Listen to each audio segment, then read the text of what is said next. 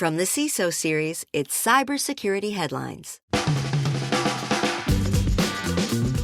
These are the cybersecurity headlines for Thursday, February 26th, 2026. I'm Sarah Lane. Google disrupts UNC2814. Google says it disrupted a Chinese-linked hacking group known as UNC2814, also known as Gallium, that breached at least 53 organizations across 42 countries. The group's been active for nearly a decade and mostly targets governments and telecom firms, and used Google Sheets to blend malicious activity into normal network traffic. Google and partners shut down the group's Google Cloud projects, infrastructure, and accounts, stressing that no Google products were compromised. China's embassy denied the allegations. Google said the activity is separate from other China-linked campaigns, such as Salt Typhoon. More than 3 million impacted by TriZetto breach. Health insurance technology provider TriZetto Provider Solutions said a 2024 breach exposed data from 3,433,965 people, far more than initially disclosed.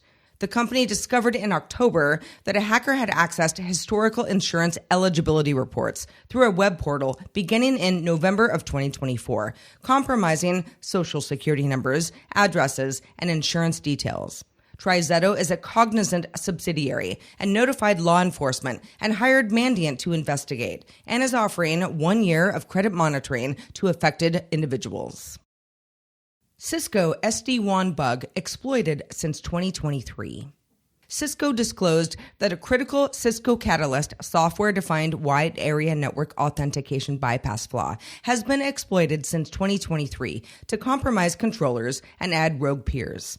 The 10.0 severity bug lets attackers gain high-privileged access and manipulate network configurations. With evidence, they escalated to root by chaining a known flaw.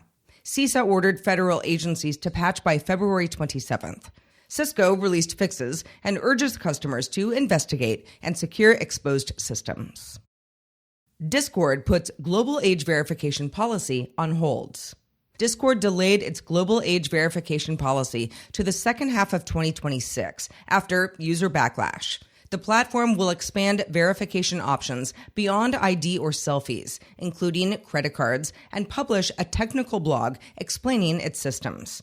Discord said most users won't need to submit IDs, apologized for poor communication, and emphasized the update is to comply with growing global regulations in Australia, the UK, Europe, Brazil, and some U.S. states. Huge thanks to our sponsor, Adaptive Security. This episode is brought to you by Adaptive Security, the first security awareness platform built to stop AI-powered social engineering. Attackers don't need malware anymore. They need trust. Tip: set a simple passphrase for high-risk actions, like a wire request or urgent account recovery, especially within finance teams and families. If the caller can't answer it, pause and verify. Adaptive runs deepfake and phishing simulations, so employees practice this before it's real. Learn more at adaptivesecurity.com. Claude code flaws abound? Researchers at Checkpoint disclosed multiple vulnerabilities in Anthropic's Claude code that could allow remote code execution and API key theft. Exploits involve project configuration files and untrusted repositories, letting attackers run arbitrary commands, exfiltrate API credentials, and potentially access cloud-stored data. Simply opening a malicious repository could compromise a developer's AI environment. Next.js repos target devs via fake jobs. North Korean-linked hackers are targeting developers with malicious Next.js repositories disguised as job interview projects. Opening these repos can trigger remote code execution, establish persistent command and control channels, and exfiltrate sensitive data.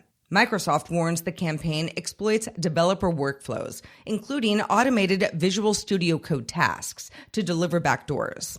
It's meant to access high-value assets and poison the software supply chain. Defenses include enforcing IDE trust policies, monitoring Node.js execution, and restricting outbound connections from developer endpoints. Marquee sues SonicWall over backup breach. Marquee Software Solutions is suing SonicWall for gross negligence after a ransomware attack from August 14th disrupted 74 U.S. banks. Hackers accessed Marquee data by exploiting a February 2025 vulnerability in SonicWall's MySonicWall Cloud Backup API, not an unpatched firewall flaw. The breach exposed encrypted credentials, configurations, and MFA codes. Marquee claims damages, reputational harm, lost revenue, and seeks compensation, indemnification, and attorney's fees, while defending 36 related class action lawsuits. PowerSchool, Chicago Public Schools settle student privacy lawsuits. PowerSchool and Chicago Public Schools will pay $17.25 million to settle a class action lawsuit alleging they eavesdropped on student communications via school-mandated technology. The settlement covers users of the Naviance platform from August of 2021 to January of 2026 and requires PowerSchool to improve privacy practices, delete third-party data, and create a governance committee.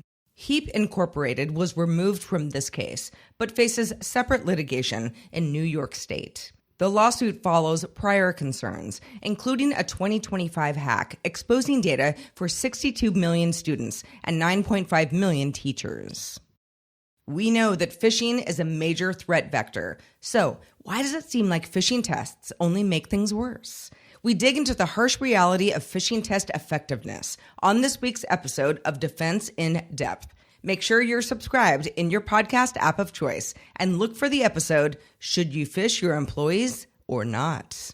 If you have some thoughts on the news from today or about our show in general, be sure to reach out at feedback@CISOseries.com. We would love to hear from you.